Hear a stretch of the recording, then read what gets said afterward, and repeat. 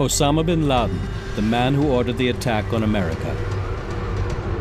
9/11, the trauma of New York. For 10 years, the USA hunts down its public enemy number one and finds him where no one suspects him.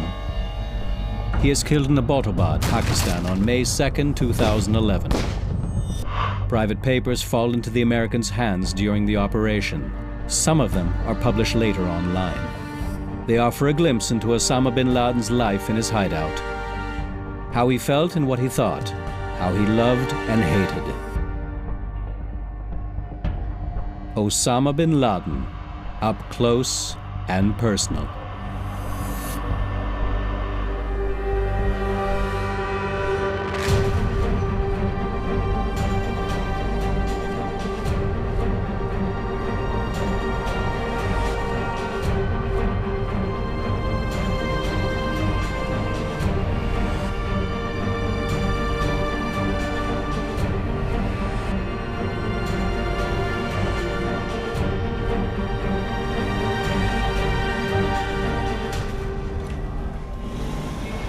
Abbottabad, Pakistan, a city of 500,000 at the foot of the Himalayas. Abbottabad benefits from a mountain climate and cool summers. June marks the beginning of the season. Affluent Pakistanis from the hot southern regions enjoy the summertime freshness here. And Abbottabad is safe. After all, the Pakistani Army's military academy is based here. Good private and boarding schools equally thrive in this kind of environment. By Pakistani standards, a pleasantly calm atmosphere pervades the city. The district of Bilal Town is not the most upscale neighborhood. Despite that, larger solitary compounds dot the area in an otherwise rural environment. None of the residents suspect that one of these compounds houses a man who is wanted all around the world, Osama bin Laden. He once spread fear and terror into the Western world. In his house in Abbottabad, a TV links him to the outside world. Occasionally in newscasts, he sees himself, the man whom many regard as the world's most dangerous terrorist. For the Americans looking for him, he has vanished into thin air. In his hideout, he views the videotapes displaying, in his opinion, his greatest triumph again and again. September 11, 2001, the attacks on the World Trade Center in New York, which killed almost 3,000 people.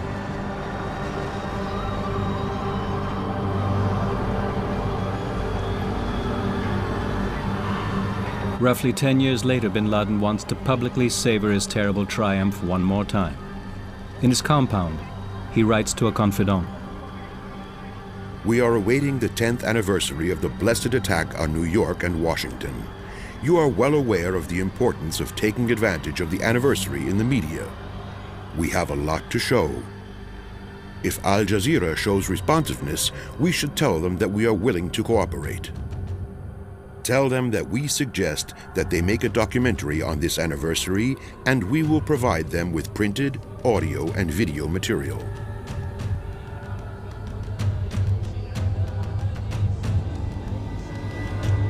We should also look for an American channel that can be close to being unbiased.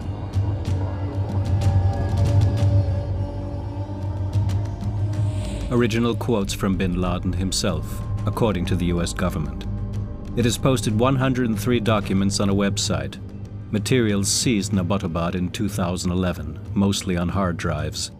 Though bin Laden is very outspoken in these documents, still, they don't reveal how he came across face to face. British journalist Peter Bergen experienced this firsthand. I met bin Laden in 1997 in eastern Afghanistan. It was his first television interview. You know, he came across as serious, well-informed, very low-key. You know, he was not sort of, I didn't know what to expect. I thought, you know, was he going to be thumping the table and shouting? He wasn't. He was very even. On September 11, 2001, Osama bin Laden humiliates the global power, USA. That same day, he's in a cave in Afghanistan. Sitting among his followers, he keeps count as the hijacked planes hurtle into their targets, one after the other.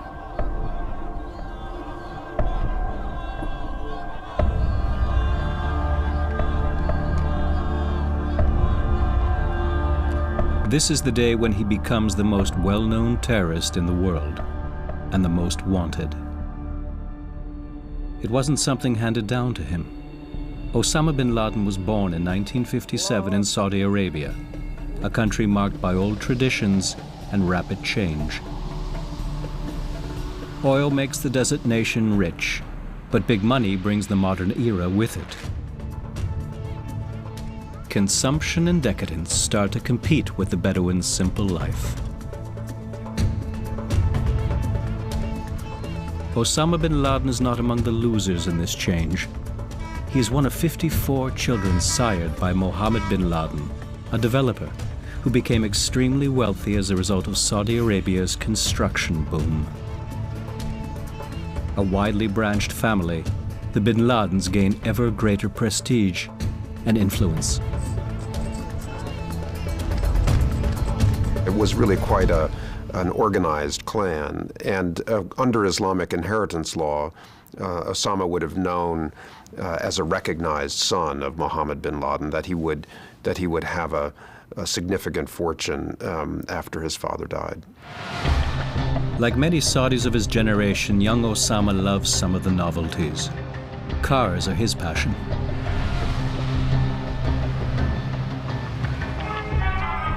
He enjoys playing soccer, too.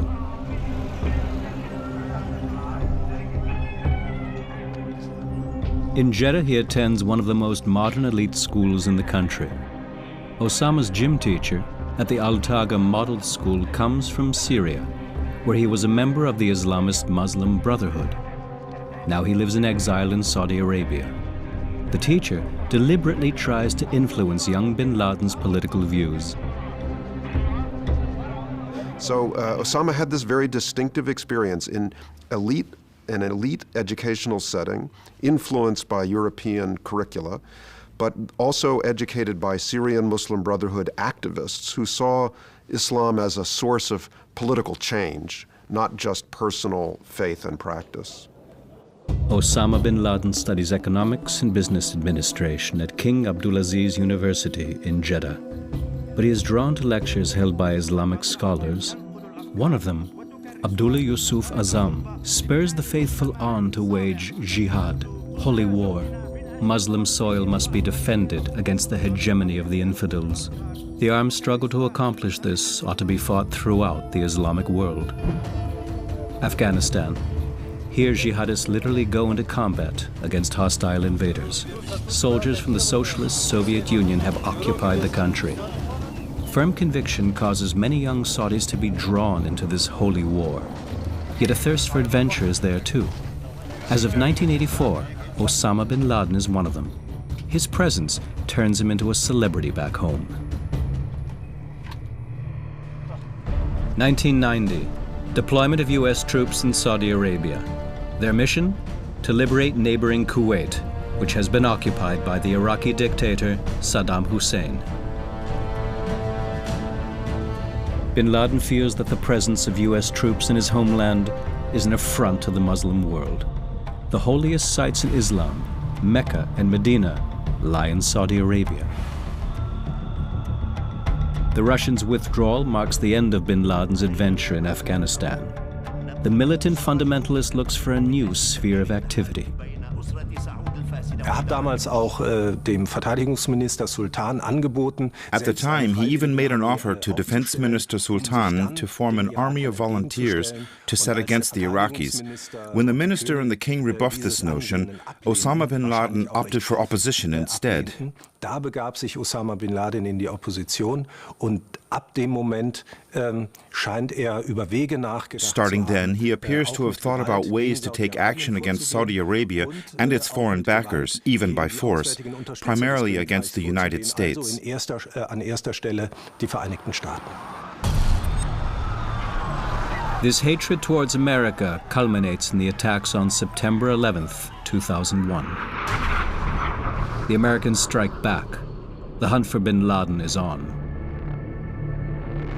At first via CIA squads in Afghanistan. But they're unable to catch bin Laden. Even when U.S. armed forces head into the Hindu Kush region in late 2001, the quarry is nowhere to be found. For years, the Americans presumed that bin Laden is hiding in the mountains of Afghanistan or the tribal regions of Pakistan. The search for bin Laden and the decade that took, I think at times there was a source of an enormous frustration for the intelligence community, if not almost embarrassment, right? How could you have all of these resources, all of these people devoted to this search and turn up so little? There were, in terms of the public investment in this, it waned at times, right? There were other things that were happening. There was the invasion in Iraq and that ugly aftermath of the war in Iraq, the unraveling of that war. I mean, that diverted not only resources from the search for bin Laden, but diverted the public's attention from the search for bin Laden. Yet since 2005, bin Laden hasn't had to live in mountain villages or caves anymore. In 2004, a Pakistani middleman buys several property lots in a suburb of Abbottabad. He spends $50,000 and applies for a building permit. The client's order calls for a domicile with space for about a dozen residents. In 2005, construction workers erect a house. The neighborhood has been chosen with care. A large portion of the population in Bilal town are retired people, or semi-retired if you like, those who've taken up some occupation after post-retirement. It's not an active region. It's not where people get up at 6:30 in the morning and start doing things. It's more like a sleepy place where the day starts at about 9 o'clock. And those who get up earlier than that are the exception, not the rule. There's not too much social interaction. Walls enclose the house, not unusual in a culture that shields women from strangers' eyes. Shaukat Kadir knows the situation in Abbottabad. The compound is a large one. It was a very large compound. But most houses in most villas in Bilal town have an equal size of compound. It's about 5 canals of land in the local language, which comes to about 2,500 square yards of land. That's not too much either. It's a very large compound, but for most middle-class families in that region, this wouldn't be too large an accommodation. It's not all that expensive either from that point of view. Bin Laden writes letters, memos, and messages in his hideout. He knows he has to be very careful. There is no internet in the house, no mobile phones either. However, he is not completely isolated here either. If you don't forget, he had a lot of time on his hands. So he would write 46-page memos to his lieutenants, and then he would put it on a thumb drive and give it to a courier. The couriers were, they were perfect for bin Laden because they were also his bodyguards. They spoke Arabic because they grew up in Kuwait, but they came from this part of Pakistan, so they spoke the local language. So it was, they were able to present themselves as locals because they kind of were. The couriers relay bin Laden's messages, most of which are stored on USB thumb drives, to intermediaries. The neighbors only know the 2 Pakistani brothers, Arshad and Tariq, nothing about the compound's high-profile resident. Arshad Khan, one of his couriers, systematically shields bin Laden from their view.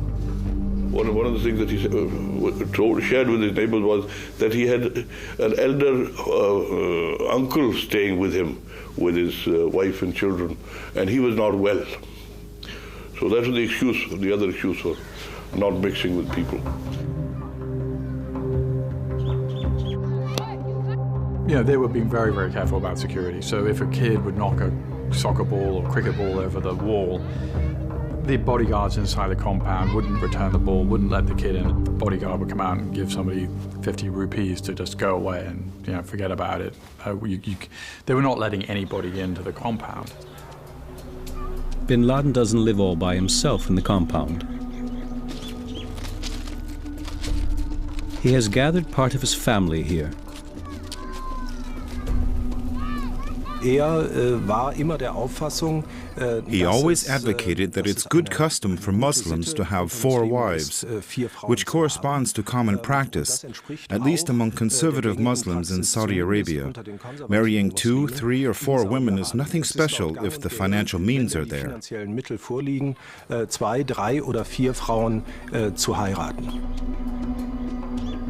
2 of his 4 wives are with him in Abbottabad. 2 of his younger children are even born here. Living in a quasi-conspiracy, this can become a real challenge, as Bin Laden writes in one of his letters. One of the most important security issues in cities is controlling children by not getting out of the house except for extreme necessity like medical care, and that they do not get to the yard of the house without an adult who will control the volume of their voices. On the compound, there were a dozen kids, Bin Laden's kids, and then also grandkids. Only very few photos of these younger children exist. The 2 educated wives, there was sort of a, you know, almost like a classroom, and they would teach them, and then Bin Laden would come and sort of instruct them about various things. The patriarch visits the classroom almost every day. He shows interest in his children's progress. Bin Laden was very nice to his kids and his family. I mean, you know, people, it's not unusual that people who conduct acts of mass murder have, you know, at least one part of them that is sort of nice. And Bin Laden was certainly a committed father. He would read poetry to his kids. He would kind of instruct them on the Quran. Letters written by his grown children who can't be with him speak of affection toward their father. "We constantly yearn for you and delight in hearing your voice messages," writes one of his daughters. His son Hamza lets him know, "My beloved father, I could not imagine the length of this bitter separation. My eyes still remember that last day they saw you." Bin Laden's answer is equally affectionate.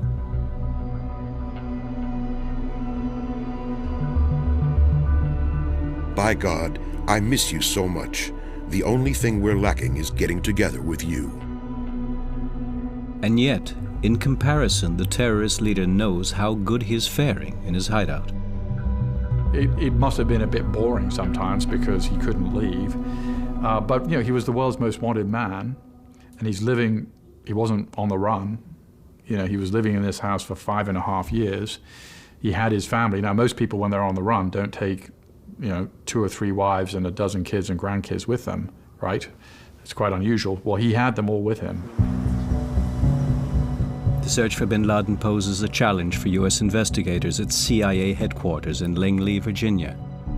Their work demands a lot of time and even more patience.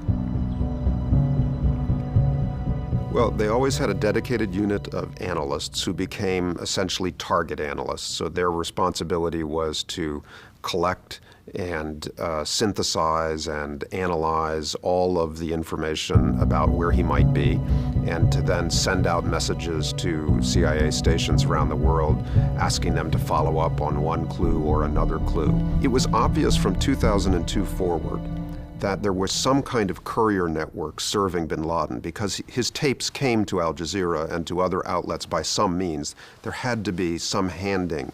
So the CIA was searching for those couriers, trying to follow the trail back from when the tapes were dropped. And this was an obvious course of investigation. And along the way, some information started to surface about the important names in this courier network.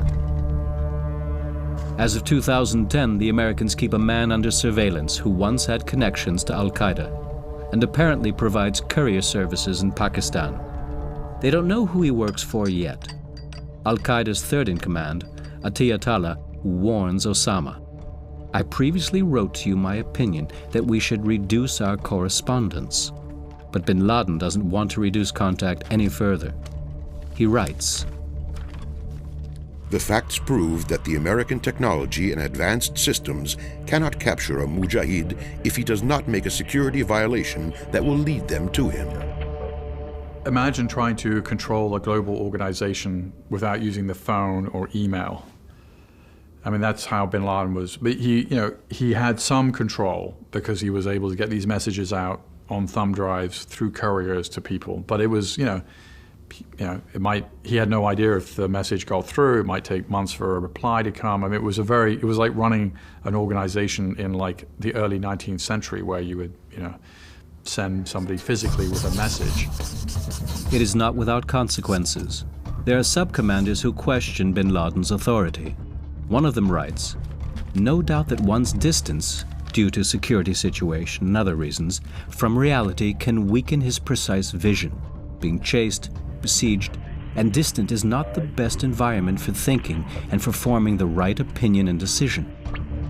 Even so, he at least manages to stipulate rough guidelines for Al-Qaeda's global activities, and it seems he also manages to have a say regarding operational details in individual cases. However, the fact that he has to communicate exclusively using couriers makes this difficult, which is why he naturally can't engage in planning attacks like those in London in 2005. But it seems as if he was at least still able to influence the broad focus of all these attacks, and he appears to have been well informed about current strategy. Yet the operational leadership no longer considers bin Laden to be a decisive factor. He starts to set other priorities. We need to understand that a huge part of the battle is the media. He's not pleased at all with how the media is portraying him. In the past, I watched some programs about me that relied on incorrect information. If the person does not disclose his history, then the media and the historians will make up some history for him, whether right or wrong. Well, he's obviously a narcissist in many important ways. He sees himself as indispensable to the struggle, to his own faith, to world history, and there's a megalomania in his actions and in his sense of self. Now, he could in person come across as quite retiring and even humble, but in the choices that he made and in the way he defined himself as a leader, he was clearly a narcissist and quite vain as well. He keeps intervening. In late 2004, fierce fighting breaks out in Fallujah, Iraq. US troops temporarily lose the city to Iraqi resistance groups, among them Al-Qaeda in Iraq. In a letter written in 2004, before his time in Abbottabad, bin Laden spurs the insurgents on. Most sincere regards to the free people in the land of Al-Anbar, especially the people in Fallujah, a town that is standing strong and refused to be humiliated and subjected by all of the infidel leaders. It taught them a lesson in consistency in principle and proved to them that the strength of faith is greater than that of planes and cannon shelling. But the leadership of Al-Qaeda in Iraq is hard to keep in check. In 2004, Abu Musab al-Zarqawi, a Jordanian who later became the head of Al-Qaeda in Iraq, allied himself with Osama bin Laden. He had pledged allegiance to bin Laden, although all the experts knew he didn't have very much in common with Al-Qaeda.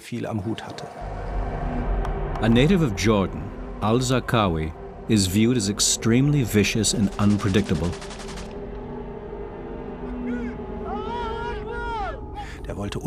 He wanted to remain independent, to fight the battle his way. Al-Zarqawi is not only fighting against American forces. Time and again, Al-Qaeda in Iraq carries out attacks on Iraqi Shiites. As a result, Primarily it's Muslims who become the victims of Islamist terror. In a letter from 2007, bin Laden cautions against the consequences of these actions. I am afraid that if they continue using techniques such as this, they will spoil and alienate the people.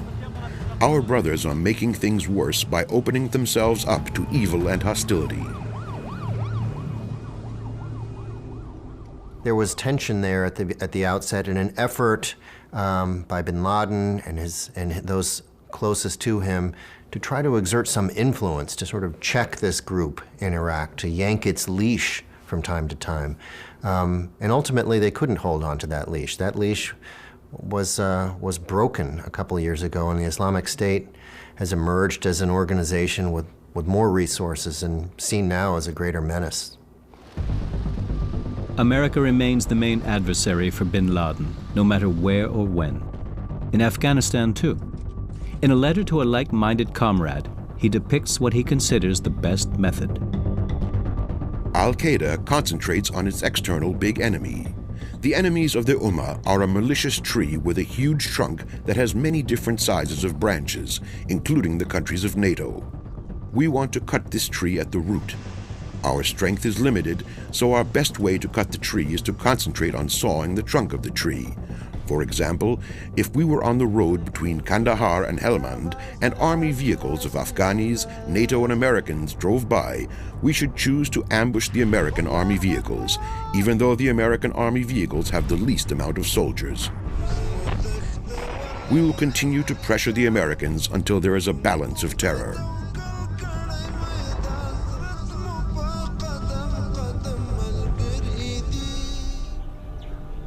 Yet all this is happening far from Abbottabad, where all the allegedly most dangerous man in the world can do is to make a daily tour of the yard. He is extremely cautious to avoid being discovered. The residents keep to themselves. They even burn their trash instead of having it collected. Bin Laden wants the household to be self-sufficient in every possible way. So the bodyguards were bringing goats that they bought locally and they would slaughter them. I saw there were areas where they were keeping cows for milk. I saw chicken coops where they were keeping chickens for eggs. I saw all sorts of vegetables they were growing. I saw cucumbers, maybe lettuces. It was a completely self-sufficient environment. There was a practical side of this, which is the more you can keep it, the more you can grow yourself, the less you need to go out and buy stuff, and they were being security conscious in that sense. Bin Laden has reason for caution. His hideout is within the Americans' reach. Since 2009, they've been flying more and more special missions from their bases in Afghanistan. Night after night, a unit is airdropped somewhere to search houses and take out key opponents.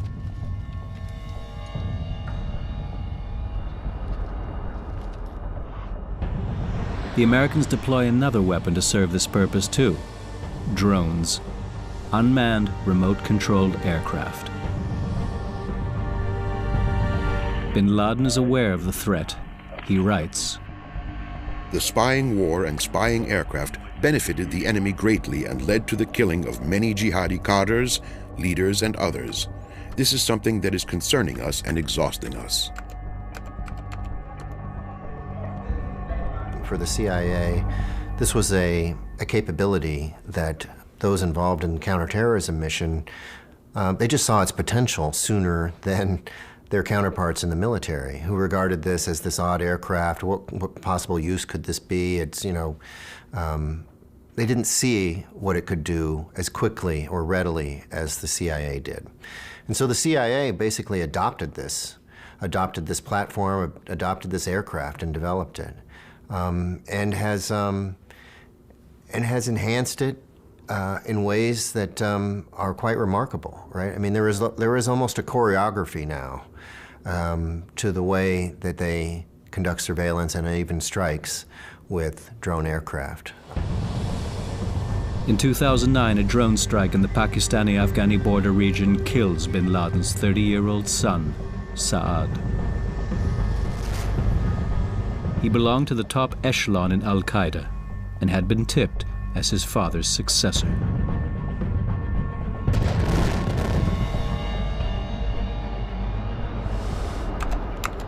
Osama bin Laden writes about his son's death.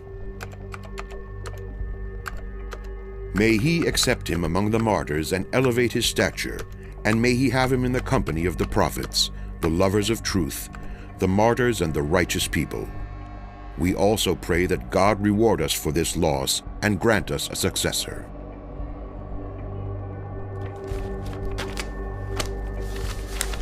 He gave his sons mixed messages.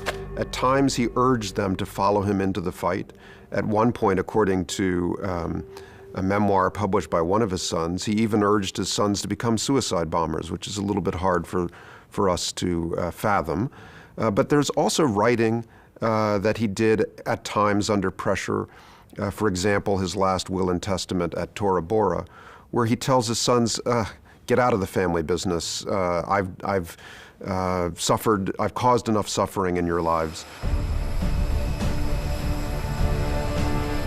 He is behind the massive use of drones.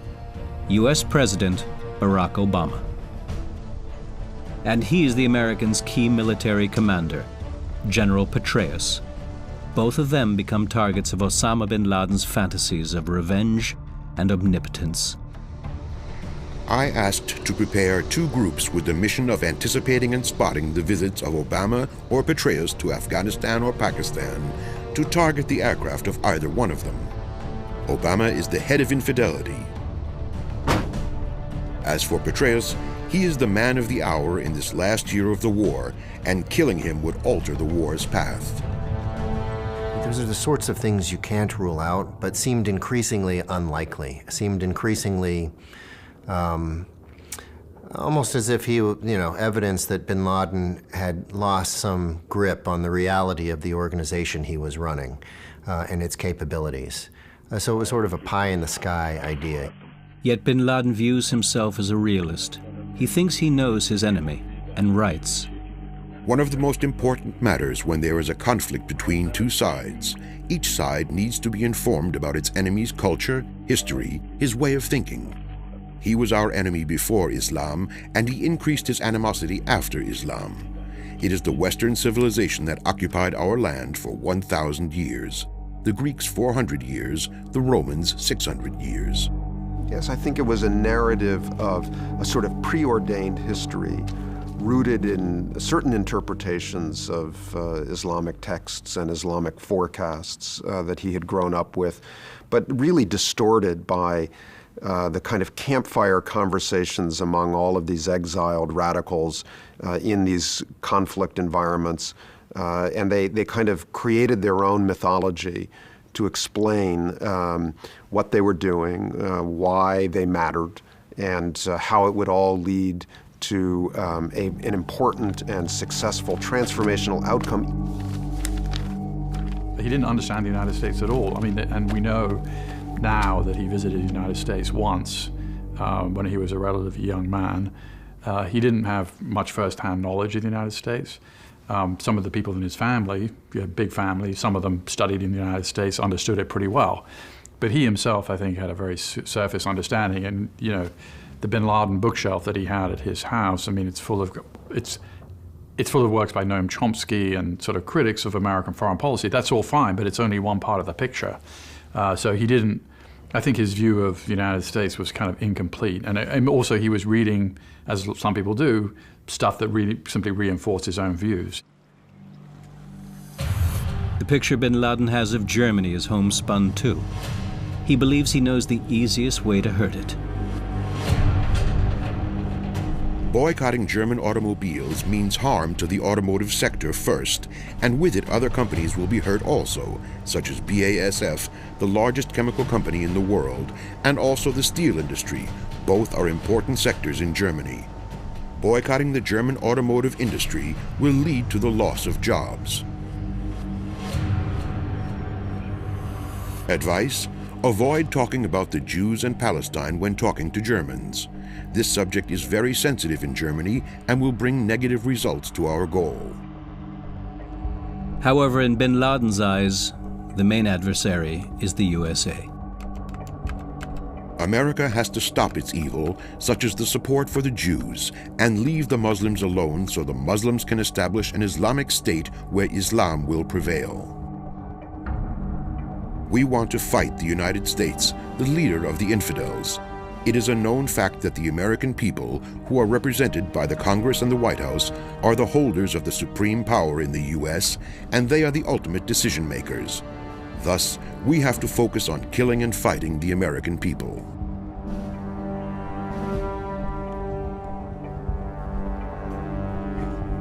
In a nutshell, until 2011, Al-Qaeda was one of history's most violent terrorist organizations. Their goal was to attack and kill civilians in the U.S., but also in the rest of the Western world.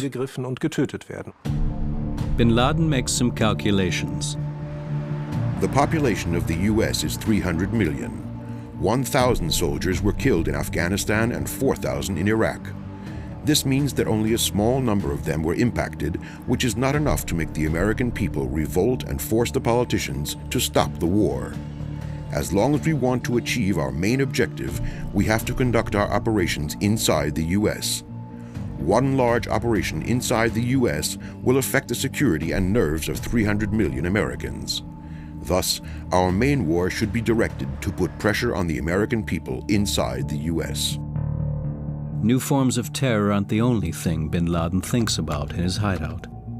Other worries plague him too, as his letters show. Please send me a complete statement on my fund. Also, please send me $30,000 from my personal fund. If there is not enough money in my personal fund, please take money as a loan from the general account. Al-Qaeda was strapped for cash very, very often, even though it was a very wealthy terrorist organization in its time. That's why Osama bin Laden was forced to live on a very modest scale for years. But ideology plays a role here too. He emulated his Saudi and Yemeni forefathers. In so-called Wahhabism, the interpretation of Islam prevalent in Saudi Arabia, a very austere life plays a key role. It's an ideal. Islaminterpretation, dem sogenannten Wahhabismus, eine wichtige Rolle spielt. As a result, bin Laden lives almost as unassumingly as the ordinary people in his neighborhood in Abbottabad. They were living in relative discomfort, I would say. The main house had one sitting room with a kitchen. It had 2 bedrooms on each floor, the ground floor, the first floor, and the second floor. So there were a total of 9 bedrooms for 17 people. Another resident is supposed to join them from Tehran. Bin Laden's wife, Karia, has been held in Iran, the nation led by Shia mullahs, for years, along with several of their children. Well, an Iranian diplomat had been taken hostage by Al-Qaeda, effectively, and they held him, I think, for a couple of years, and the Iranians wanted this diplomat back, and they had something Al-Qaeda really wanted, which was bin Laden's family members who'd been living in Iran under a form of house arrest. So a deal was made, and it was essentially kind of a prisoner swap. Bin Laden wants to have Karia join him, but his Pakistani backers disapprove, as he writes to his wife in late 2010. I have been living in the company of some of the brothers from the area for years, and they are getting exhausted, security-wise, from me staying with them. They are shutting down, and they asked us all to leave. They mentioned that our number is large and beyond what they can handle. Bin Laden's willing to take a major risk for his wife's sake and even leave the safe house to meet her in secret. He asks a trusted aide in a letter. With God's permission, I will visit her. In your opinion, what is the suitable time for movement from our area to your area? Is it after sunrise when movement is weak because of the extreme cold? Or is it after sunset? Is it suitable for the brothers to take me to the place where I met with the brother from our side a while ago in the neighboring city? The letter suggests that he left the house at least once.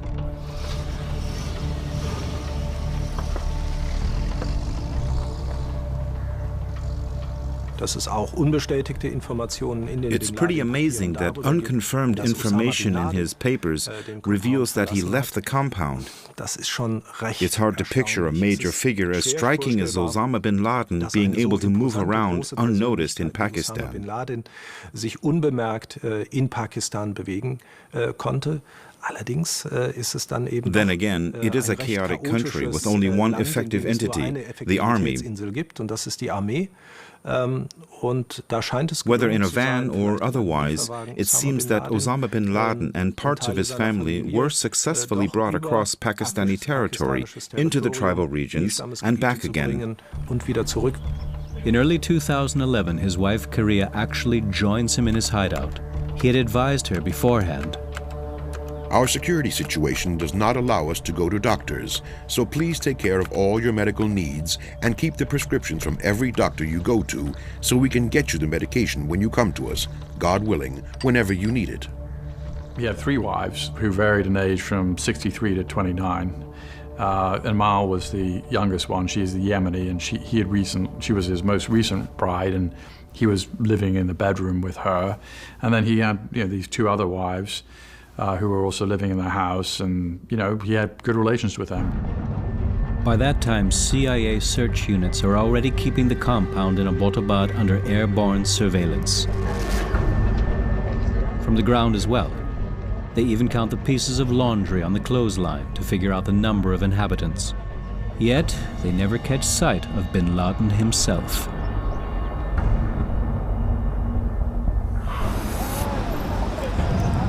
Since early 2011, U.S. President Obama has received regular reports on one of the residents of the house in Abbottabad, who was identified as a member of Al-Qaeda and apparently works as a courier for an important person. One of the things the CIA did was, okay, what are the alternative explanations for this? Is this a drug dealer who is just keeping a low profile, which is perfectly plausible in that part of the world? Is this some member of Al-Qaeda that is not bin Laden? There were alternative explanations, but none were as good as potentially as bin Laden. After nearly 10 years of fruitless searching, finally, a hot lead. At the White House, President Obama decides it's time to act. In the spring of 2011, he sends Navy SEALs to Abbottabad. Whether they're actually going to find bin Laden there is anything but certain. This was not an easy decision. There were doubters in that room who were arguing against proceeding in this way, proceeding with a raid instead of just dropping a bomb or sending a drone. The president reportedly also decides not to notify the Pakistani government in advance. However, some issues regarding Pakistan's role still remain. I do think there are aspects of the hunt for bin Laden and the communication with the Pakistanis that we may not know everything about. In history, these kinds of very sensitive, secret fugitive hunts, they usually reveal a few layers as the years go on and as more documents become available. Today, the essential facts are commonly known. U.S. Navy SEAL commandos take off from the USA on April 26, 2011, and arrive in Afghanistan after a stopover in Ramstein, Germany. Because they were not convinced that bin Laden was there. Some people thought it was very likely, some people thought it was maybe. And it was a very, I think President Obama made, clearly he made the right decision. I think he made a very tough call. On the evening of May 1st, 2011, 2 commandos set off for Abbottabad from a U.S. base in Jalalabad in Afghanistan. Their flight leaves around 11 p.m. and takes about 90 minutes. The Pakistani Air Force doesn't react to it.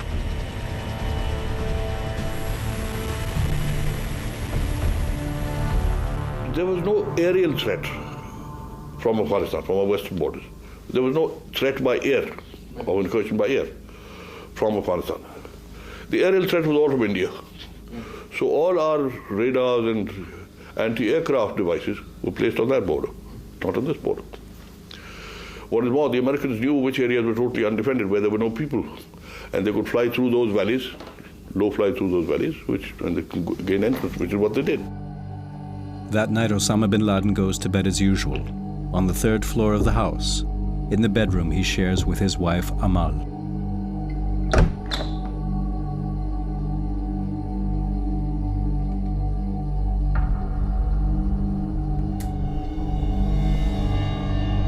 1 a.m. U.S. Navy SEALs infiltrate the compound.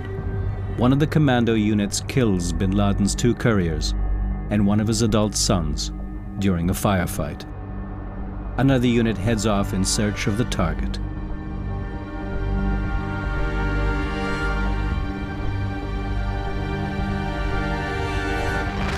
Osama bin Laden offers no resistance.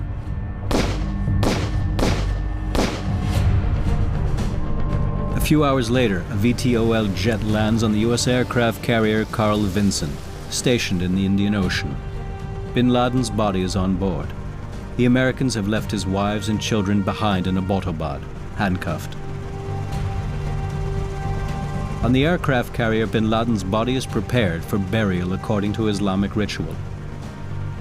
Bin Laden is given a burial at sea. This way his body will never be found. I mean, you know, in Islamic custom, you're supposed to bury within 24 hours, and I mean, they didn't want bin Laden to bury his burial place to be a place of pilgrimage. And so, you know, I think the sea burial was the least bad option they came up with. At the same time, the world at large learns of the terrorist leader's death. Tonight, I can report to the American people and to the world that the United States has conducted an operation that killed Osama bin Laden, the leader of Al-Qaeda. It was a big story, but it wasn't, you didn't have billions of people protesting.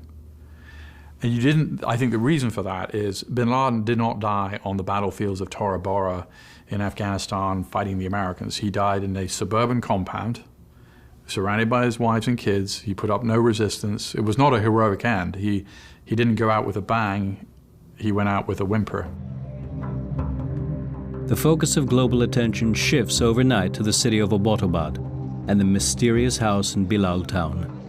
Neither spectators nor journalists are allowed to enter the compound itself,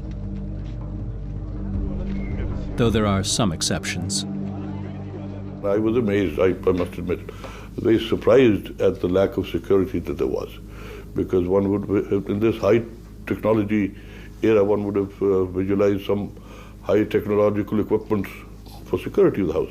There wasn't any, none at all. Following the dramatic events, as a former general of the Pakistani army, Shaukat Qadir is granted access to bin Laden's hideout.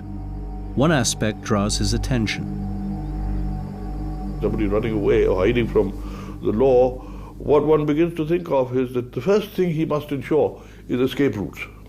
Some escape routes. That's the first thing that I was looking for, that he should have some hidden escape routes, and perhaps the attack was such a surprise that he wasn't able to get there.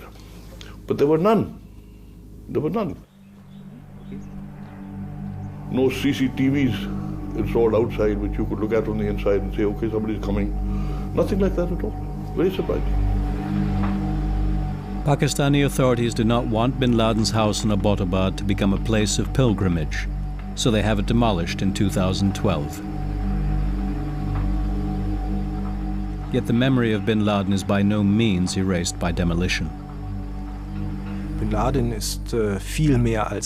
Laden is much more than a historic figure because he made a very decisive mark in shaping today's world.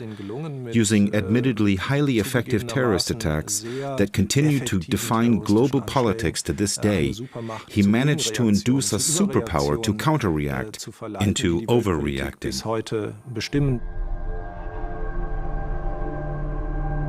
I think his legacy is still significant because he played an important role in legitimizing, in some Islamic radical circles, the taking of mass casualties of civilians in the West and of creating shock events made for media. Oh, shit!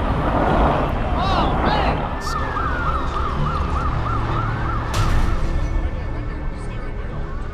What we have now is a style of terrorism that bin Laden helped to invent, which is just the shocking mass casualty attack against soft targets. His means were violent, his strategies simple. He was set on using terror to combat American influence in the Arab world. The next step was to establish fundamentalist regimes in the Arab nations and ultimately unite them in a caliphate. Well, the real thing is the ideology. Bin Laden was the person who explained that ideology very clearly to a lot of people around the world. And unfortunately, the ideology continues to live. And I don't think it's going to disappear